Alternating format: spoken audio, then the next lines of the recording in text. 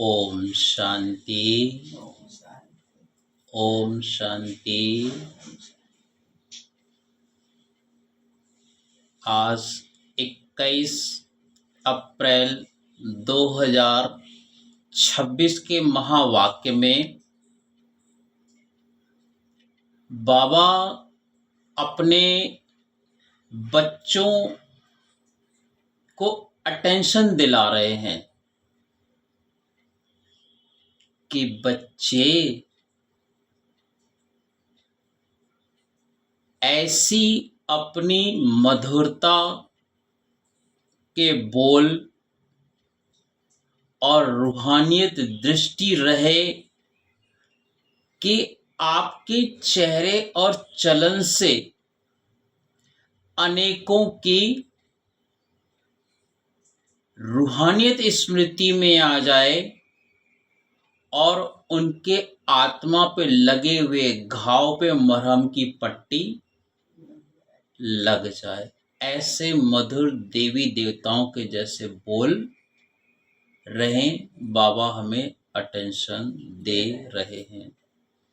और विशेष एक बात बाबा हमें अटेंशन दिला रहे हैं कि जैसे हॉस्पिटल में जब कोई पेशेंट एडमिट होता है तो उसको लगन लगी रहती है कि कब छुट्टी मिलेगी मुझे कि मैं घर जाऊं, मैं कहाँ फंस गई हूँ, कहाँ फंस गया हूँ। और डॉक्टर जब पूछता है कैसे हो तो पेशेंट कहता है मुझे बस छुट्टी दे दो, मैं तो घर जाना चाहता हूँ, मैं ठीक हूँ। ऐसे ही बाबा भी जो है ना, हम बच्चों को बहुत अटेंशन के साथ ये स्मृति दिला रहे हैं कि जो बच्चे भी है ना, कभी कभी क्या होता है कि बाबा से कहते हैं बाबा हमें इस रोरो नरक से छुड़ाओ ना, हम इस रोरो नरक में फंस गए हैं, हमें अपने दैवी घराने में ले चलो ना। तो बाबा बच्चों से कहते हैं बच्चे क्या गाते हो आरती में, विषय विकार मिटाओ पाप हरो देवा। तो क्या इस रौरो नर्क विषय वैतरणी में अपनी आत्मा को पावन कर लिए हो क्या? विषय वैतरणी का अभिप्राय ये है कि अपनी देह अभिमान की जो सबसे बड़ी बीमारी है, क्या इससे तुमने मुक्ति प्राप्त कर ली है क्या? जैसे हॉस्पिटल में पेशेंट रोग से मुक्ति प्राप्त करता है तो कहता है घर जाना है, तो बाबा कहते क्या तुमने भी बच्चे देह अभिमान की बीमारी से क्या मुक्ति प्राप्त कर ली है क्या? और अगर देह अभिमान से मुक्ति अगर प्राप्त कर ली तो इस विषय वैतरणी नदी से तुम्हारे सारे रोग आपे ही खत्म हो जाएंगे। क्योंकि सबसे बड़ी जो बीमारी है देह अभिमान की है, और जहां देह अभिमान खत्म हुआ, पुराने दुनिया में पुराने स्वभाव संस्कार संबंधों से हमारी आत्मा बुद्धि से डिटैच हो गई, तो माना आप बीमारी से मुक्त हो गए। और उसके बाद आपे ही दूसरे विकार काम क्रोध लोभ मोह अहंकार, ये सारी बीमारियां तुम्हारी खत्म हो जाएंगी।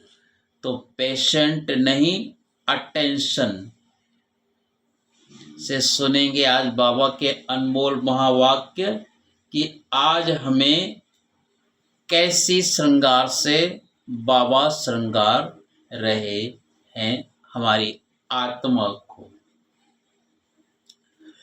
21 अप्रैल 2026 प्रातः मुरली ओम शांति बाप दादा मधुबन। सार में बाबा कहे, मीठे बच्चे ज्ञान सागर बाप आए हैं, तुम बच्चों के सम्मुख ज्ञान डांस करने। तुम होशियार सर्विसेबल बनो तो ज्ञान की डांस भी अच्छी हो। प्रश्न कर रहे हैं बाबा, संगम युग पर तुम बच्चे अपने में कौन सी हॉबी माना आदत डालते हो? तो सभी अपने संकल्पों में मैच करिएगा कि हमारा मन क्या कहता है और बाबा उत्तर में क्या कहता है। उत्तर है, जो हॉबी है ना बच्चों की, बाबा कहते हैं याद रहने में, याद में रहने की, यही है रूहानी हॉबी आदत। इस हॉबी के साथ तुम्हें दिव्य और अलौकिक कर्म भी करने हैं। तुम हो ब्राह्मण, तुम्हें सबको सच्ची सच्ची कथा जरूर सुनानी है। सर्विस की भी तुम बच्चों में हॉबी होनी चाहिए। तो बाबा आदत कह रहे हैं कि सबसे बड़ी है याद में रहने की। गीत है, धीरज धर मनवा सुख के दिन आए कि आए। ओम शांति। जैसे कोई हॉस्पिटल में बीमार होते हैं तो पेशेंट दुख से छूटने की आश रखते हैं। डॉक्टर से पूछते हैं क्या हाल है, कब यह बीमारी छूटेगी। वह तो सब है हद की बातें, यह है बेहद की बात। बाप आकर बच्चों को राय देते हैं, यह तो बच्चे जान चुके हैं कि बरोबर सुख और दुख का खेल है। यूं तो तुम बच्चों को सत्युग में जाने से भी जास्ती फायदा यहां है, क्योंकि जानते हो कि इस समय हम ईश्वरीय गोद में हैं, ईश्वरीय औलाद हैं, बच्चे हैं हम भगवान के अभी, और दुनिया में भक्ति करने वाले भक्त हैं। तो भक्त और बच्चों में कितना अंतर है। तो कितना ऊंचा भाग्य है हमारा कि हम ईश्वरीय औलाद हैं। इस समय हमारी बहुत ऊंचते ऊंच गुप्त महिमा है। मनुष्य मात्र बाप को शिव, ईश्वर, भगवान भी कहते हैं, परंतु जानते नहीं हैं, भुलाते रहते हैं। ड्रामा अनुसार ऐसा ही होता है। ज्ञान और अज्ञान माना दिन और रात गाते भी हैं, परंतु तमो प्रधान बुद्धि ऐसे बन गए हैं जो अपने को तमो प्रधान समझते ही नहीं है। किसकी तकदीर में बाप का वर्षा माना भगवान की जो हमको ज्ञान रत्न प्राप्त होते हैं, तो किसी की अगर तकदीर में नहीं होगा तब तो बुद्धि में बैठ सके। अगर किसकी तकदीर में बाप का वर्षा हो तब तो बुद्धि में बात बैठ सके। बच्चे जानते हैं कि हम बिल्कुल ही घोर अंधियारे में थे। अब बाप आया है तो कितना सोझरा मिला है। बाप जो नॉलेज समझाते हैं वह कोई भी वेद शास्त्र आदि ग्रंथ में नहीं है, वह भी बाप सिद्ध कर बताते हैं। तुम बच्चों को रचता और रचना के आदि मध्य अंत की रोशनी देता हूं, वह फिर प्राय लोप हो जाती है। मेरे बगैर फिर किसको ज्ञान मिल न सके, फिर यह ज्ञान प्राय लोप हो जाता है। समझ में आता है कि कलयुग पास्ट हुआ, फिर 5000 वर्ष बाद रिपीट होगा। यह है नई बात, यह तो शास्त्रों में है नहीं। बाप तो यह नॉलेज सभी को एक जैसी पढ़ाते हैं, परंतु धारणा में नंबरवार है। कोई अच्छी सर्विसेबल बच्चे आते हैं तो बाबा का डांस भी ऐसा चलता है। डांसिंग गर्ल के आगे देखने वाले बहुत शौकीन होते हैं, तो वह भी खुशी से बहुत अच्छा डांस करती है। दुनिया में कोई डांस करने वाले अगर अच्छे होते हैं तो देखने वाले भी खुश होते हैं। ऐसे बाबा के बच्चे अगर जो सर्विस करने वाले बड़े अच्छे तीव्र पुरुषार्थी होंगे ना, तो बाबा भी बड़े नाज के साथ कहता है, वाह मेरे बच्चे वाह। तो बाबा भी खुश होता है बच्चों के उमंग उत्साह को देख करके। वाह वाह करने वाले बहुत होंगे तो उनका भी उल्लास बढ़ेगा। तो यहाँ भी ऐसे है, मुरली सब बच्चे सुनते हैं। मुरली वो काठ वाली नहीं, मुरली ये ऐसी सत्संग की वेला है जो सब भाई बहन बच्चे दौड़े दौड़े आ जाते हैं इस सत्संग को सुनने के लिए। तो बाबा कहते लेकिन सम्मुख सुनने की बात और है ना। यह भी दिखाते हैं कि श्री कृष्ण डांस करता था। डांस कोई वह नहीं, वास्तव में है ज्ञान की डांस। शिव बाबा खुद बताते हैं कि मैं ज्ञान की डांस करने आता हूं, मैं ज्ञान का सागर हूं। तो अच्छी अच्छी पॉइंट्स निकलती है। यह है ज्ञान की मुरली, काठ की मुरली नहीं है। पतित पावन बाप आकर सहज राजयोग सिखाएंगे या लकड़ी की मुरली बजाएंगे। यह किसके ख्याल में नहीं होगा कि बाप आकर ऐसे राजयोग सिखाते हैं। अभी तुम जानते हो, बाकी कोई भी मनुष्य मात्र को यह बुद्धि में आ न सके। आने वाले में भी नंबरवार पद पाते हैं, जैसे कल्प पहले किया वैसे ही पुरुषार्थ करते रहते हैं।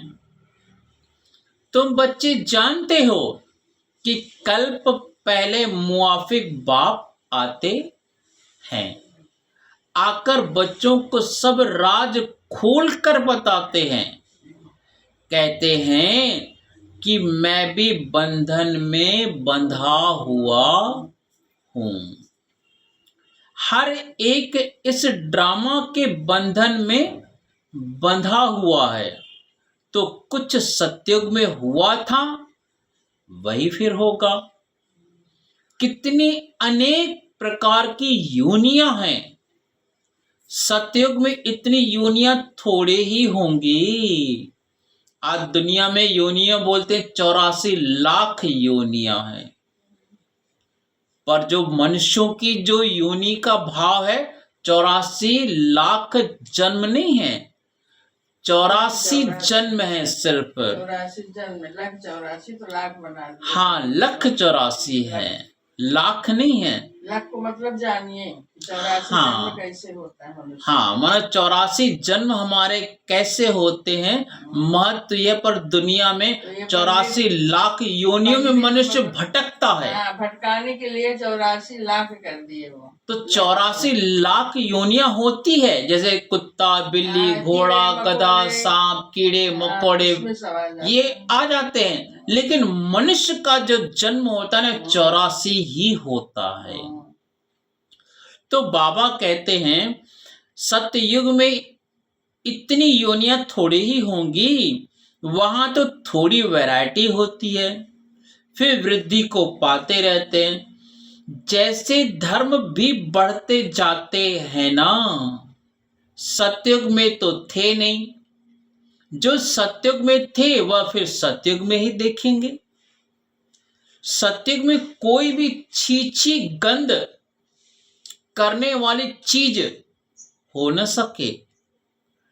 उन देवी देवताओं को कहते ही भगवान भगवती, और कोई खंड में कभी भी किसको गॉड गॉडेस कह नहीं सकते।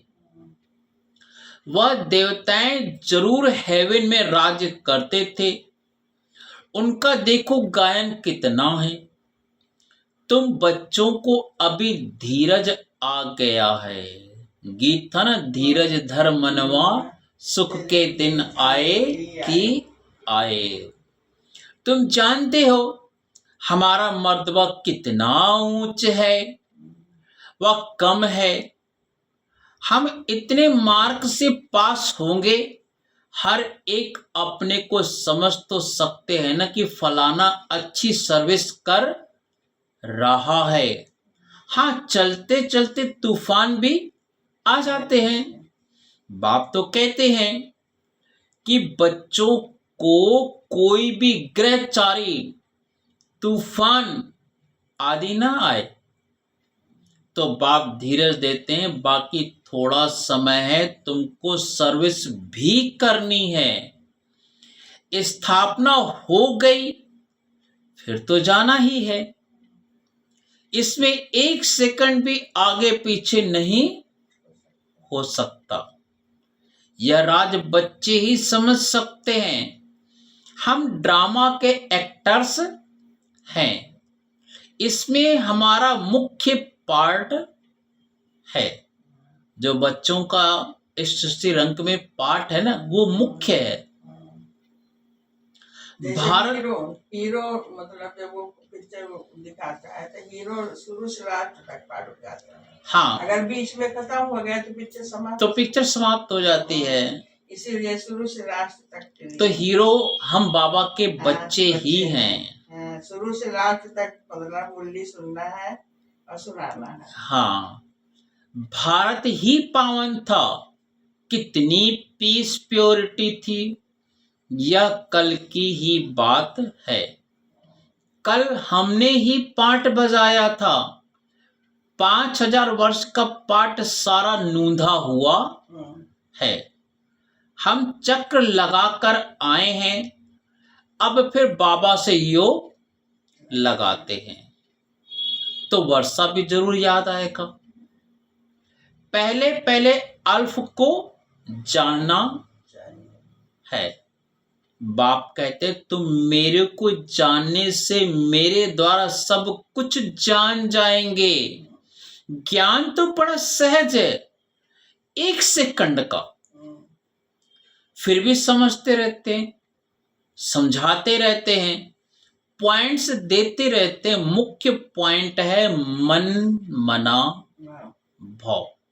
माना अपने को आत्मा समझो और परमात्मा बाप को याद करो बुद्धि से। इसमें ही विघ्न पड़ते हैं। देह अभिमान आ जाने से फिर अनेक प्रकार के घुटके आ जाते हैं, फिर योग में रहने नहीं देते हैं। जैसे भक्ति मार्ग में श्री कृष्ण की याद में बैठते हैं तो बुद्धि कहाँ कहाँ भाग जाती है। भक्ति का अनुभव तो सबको है, इस जन्म की बात है। इस जन्म को जानने से कुछ न कुछ पास्ट जन्म को भी समझ सकते हैं। बच्चों को हावी हो गई है बाप को याद करने की। जितना याद करते हो उतना खुशी होना चाहिए। बढ़ती है। साथ साथ दिव्य अलौकिक कर्म भी करना है। तुम हो ब्राह्मण, तुम सत्यनारायण की कथा, अमर कथा सुनाते हो। मूल बात एक है जिसमें सब कुछ आ जाता है। याद से ही विकर्म विनाश होते हैं। यह एक ही हॉबी रूहानी है। बाप समझाते हैं कि नॉलेज तो बड़ी सहज है। कन्याओं का नाम भी गाया हुआ है। अधर कुमारी, कुंवारी कन्या, कुंवारी का नाम सबसे ज्यादा बाला है। उनको कोई बंधन नहीं है। वह पति तो विकारी बना देते हैं। बाप तो स्वर्ग में ले जाने के लिए श्रृंगारते हैं, स्वीट श्रृंगार में ले जाते हैं। बाप कहते हैं इस पुरानी दुनिया को, पुरानी देह सहित बिल्कुल भूल जाओ।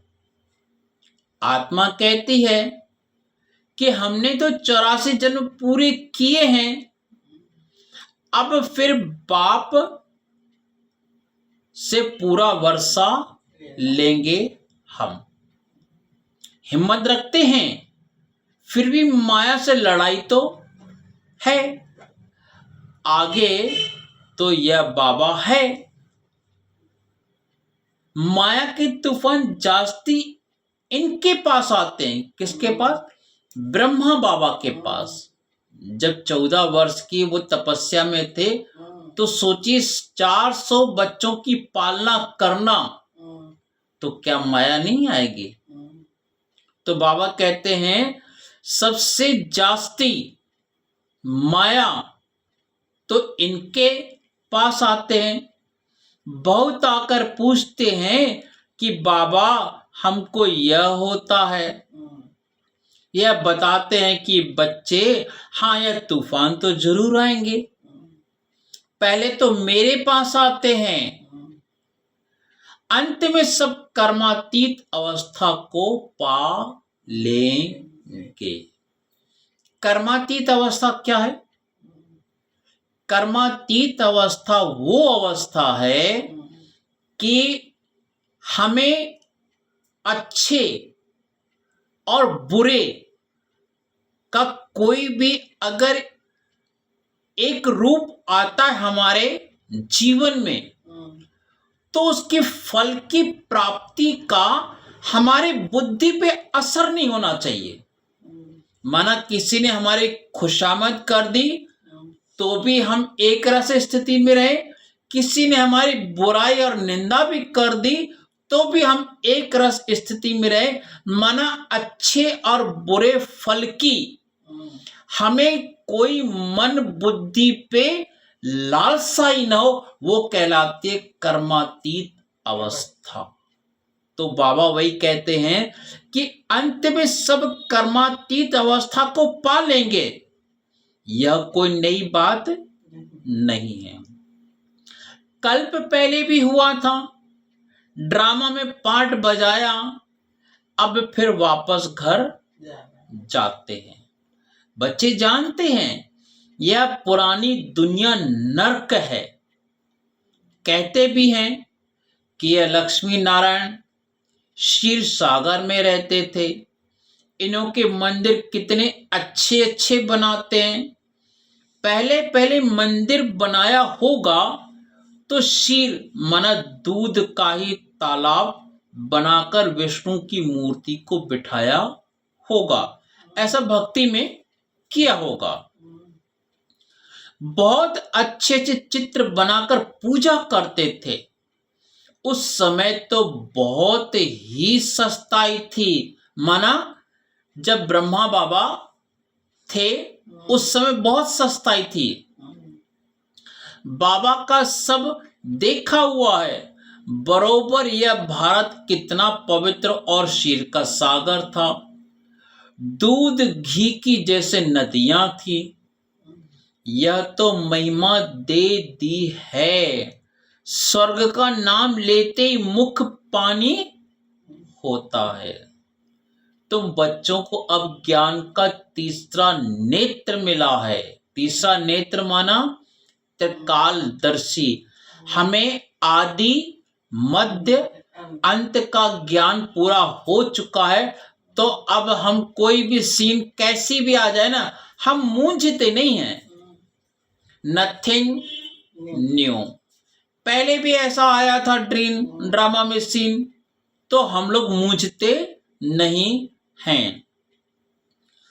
तो बाबा कहते हैं तुम बच्चों को अब ज्ञान का तीसरा नेत्र मिला है, तो बुद्धि में समझ आई है। बुद्धि चली जाती है अपने घर, फिर स्वर्ग में आएंगे, वहां सब कुछ नया ही नया होगा। बाबा श्री नारायण की मूर्ति देख बहुत खुश होता था। ब्रह्मा बाबा बहुत प्यार से रखता था। यह नहीं समझता कि हम ही यह बनूंगा, यह नहीं समझता था कि ये जो मूर्ति में जेब में रख के चलता हूं ये मैं ही बनूंगा। यह ज्ञान तो अब बाबा से मिला है। मैं जब भगवान इनके तन में आया तब उन्होंने उनको स्मृति दिलाई कि यह तो तुम बनने वाले हो। तुमको ब्रह्मांड और सृष्टि चक्र के आदि मध्य अंत का ज्ञान है। जानते हो कि हम चक्र कैसे लगाएंगे? बाबा हमको राजयोग सिखला रहे हैं। तुम बच्चों को बहुत खुशी होनी चाहिए। बाकी थोड़ा समय है, शरीर को कुछ न कुछ तो होता रहता है। अब यह तुम्हारा अंतिम जन्म है। अब तुम्हारे सुख के दिन आते हैं ड्रामा प्लान अनुसार। देखते हो कि विनाश सामने खड़ा है। तुमको तीसरा नेत्र मिला है। मूल वतन, सूक्ष्म वतन, स्थूल वतन को अच्छी रीत जानते हो। यह स्वदर्शन चक्र तुम्हारी बुद्धि में फिरता रहता है। खुशी होती है। इस समय हमको बेहद का बाप टीचर बन पढ़ाते हैं, परंतु नई बात होने कारण घड़ी घड़ी भूल जाते हैं। नहीं तो बाबा कहने से ही खुशी का पारा चढ़ जाना चाहिए। राम तीर्थ श्री कृष्ण का भक्त था, उसको साक्षात्कार हुआ और खुशी हो गई, परंतु उससे क्या हुआ? मिला तो कुछ भी नहीं। यहां तो तुम बच्चों को खुशी भी है, क्योंकि तुम जानते हो 21 जन्म के लिए हम इतना ऊंच पद पाते हैं। 3 हिस्सा तो तुम सुखी रहते हो। माना हमारा जो है एक सत्ययुग और त्रेता युग और द्वापर युग भी हमारा बहुत अच्छा सुख से गुजरता है। सिर्फ ये अंतिम जन्म जो रहता है ना हमारा कलयुग में, वो दुख के दिन हमारे रहते, पर उसमें भी बाबा कहता है कि मैं तेरे साथ हूं बच्चे। तो इतने खुशी उमंग उत्साह में रहो कि तुम्हारे जो ये दुख के दिन है ना वो तुमको याद ही न रहे। तो बाबा कहते हैं, बाबा आते हैं। हाँ, तो बाबा कहते तुम्हारे लिए तो सुख अपार है। महान सुख में तो दुख का पता नहीं चलता है। संगम पर तुम दोनों को जान सकते हो कि अभी हम दुख से सुख में जा रहे हैं। मोह है दिन तरफ और लात है रात तरफ। इस दुनिया को लात मारनी अर्थात बुद्धि से भूलना है। आत्मा जानती है कि अब वापस घर जाना है, बहुत पाठ बजाया। ऐसे ऐसे अपने साथ बातें करनी होती हैं। अब जितना बाप को याद करेंगे उतना ही कट निकलेगी। जितना बाप की सर्विस पर रह समान बनाएंगे उतना ही बाप का शो करेंगे। बुद्धि में है कि अब घर जाना है तो घर को याद करना चाहिए। पुराना मकान गिरता रहता है, अब कहाँ नया मकान, कहाँ पुराना मकान। रात दिन का फर्क है। यह तो हूबहू विषय वैतरणी नदी है। ये दुनिया क्या है? नए मकान में जाने की सबको खुशी रहती है, वैसे बाबा के वहां जाने की खुशी होना चाहिए, खुशी रहना चाहिए। तो बाबा कहता है कि ये दुनिया क्या है? विषय वैतरणी नदी रो रो नरक है। एक दो को मारते झगड़ते रहते हैं, बाकी भी बाबा आया है तो बहुत लड़ाई शुरू हो गई है। अगर स्त्री विकार नहीं देती तो कितना तंग करते हैं, कितना माथा मारते हैं। कल्प पहले भी अत्याचार हुए थे। वह अभी की बात गाई जाती, देखते हो कि कितना पुकारती हैं। बांधेलियां कई जब बाबा की बच्ची बनती है तो कितना बाबा को याद करती है, बाबा हमें इस विषय वैतरणी नदी से निकालो, कहाँ इस नौरो नरक में फंसे हुए हैं। तो वही बाबा कहते देखते हो कि कितना पुकारती हैं। वही ड्रामा का पार्ट बज रहा है। यह बाप जाने और बच्चे जाने और न जाने कोई। आगे चल सब कुछ समझने का है। गाते भी हैं पतित पावन सर्व का सदगति दाता बाप है। तुम कोई को भी समझा सकते हो कि भारत स्वर्ग और नरक कैसे बनता है। आओ तो हम तुम्हें सारे वर्ल्ड की हिस्ट्री ज्योग्राफी समझाएं। यह बेहद की हिस्ट्री ज्योग्राफी ईश्वर ही जाने और ईश्वर के तुम बच्चे जानो।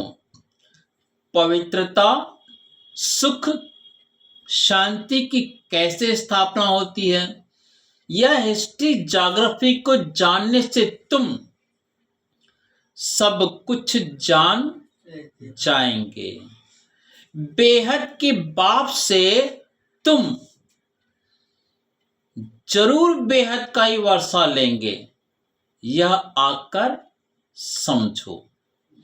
टॉपिक बहुत है, तुम बच्चों का तो अब दिमाग ही मना भरपूर हो गया है। खुशी का कितना पारा चढ़ता है। सारे नॉलेज तुम बच्चों के पास है। नॉलेजफुल बाप से नॉलेज मिल रही है, फिर हम ही जाकर लक्ष्मी नारायण बनेंगे। वहां फिर ये नॉलेज कुछ भी नहीं होगी। कितना बात समझाने की है। बच्चे सीढ़ी को अच्छी रीत समझ गए हैं ना, तो यह 84 का चक्र है। अब मनुष्यों को भी क्लियर कर समझाना है। इसको अब स्वर्ग या पावन दुनिया थोड़ी ही कहेंगे। सतयुग अलग है, कलयुग अलग चीज है। समझानी अच्छी लगती है, परंतु पुरुषार्थ कर याद की यात्रा में रहे, यह बहुतों से हो नहीं सकता। अच्छा, अब बाबा याद प्यार दे रहे हैं बच्चों को। पहले याद प्यार लेना है बाबा से, फिर सभी को मिलकर प्यार से देना है। मीठे मीठे सिकील दे बच्चों प्रति मात पिता बाप दादा का याद प्यार और गुड मॉर्निंग।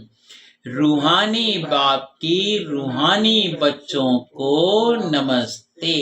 हम सब रूहानी बच्चों की रूहानी मात पिता बाप दादा को याद प्यार गुड मॉर्निंग, नमस्ते नमस्ते नमस्ते। शुक्रिया बाबा, शुक्रिया। तो सुनेंगे आज धारणा के लिए मुख्य सार। पहला पॉइंट है, इस पुरानी देह और दुनिया को बुद्धि से भूल बाप और घर को याद करना है। माना एक भगवान को याद करना है, और जो हमारा घर सतयुग में हम जाने वाले हैं और जो वर्षा मिलेगी वहां पे, उसे याद करना है। सदा इसी खुशी में रहना है कि अभी हमारे सुख के दिन आए कि आए। दूसरा पॉइंट है, नॉलेजफुल बाप से जो नॉलेज मिली है उसका सिमरन कर दिमाग को माने भरपूर रखना है। देह अभिमान में आकर कभी भी किसी प्रकार का गुटखा नहीं खाना है। वरदान है, सभी लोग ऐसे महसूस करिएगा स्वयं भगवान हमारे सर पे हाथ रख करके वरदान दे रहे हैं। सदा एक रस स्थिति के तख्त पर विराजमान रहने वाले बाप दादा के दिल तख्त नशीन भाव। सदा एक रस स्थिति के तख्त पर विराजमान रहने वाले बाप दादा के दिल तख्त नशीन भाव। डिटेल है, सभी से श्रेष्ठ तख्त बाप दादा के दिल तख्त नशीन बनना है। लेकिन इस तख्त पर बैठने के लिए अचल अडोल एक रस स्थिति का तख्त चाहिए। अगर इस स्थिति के तख्त पर स्थित नहीं हो पाते तो बाप दादा के दिल रूपी तख्त पर स्थित नहीं हो सकते। इसके लिए अपने भ्रुकुटी के तख्त पर अकाल मूर्त बन स्थिति में स्थित हो जाओ।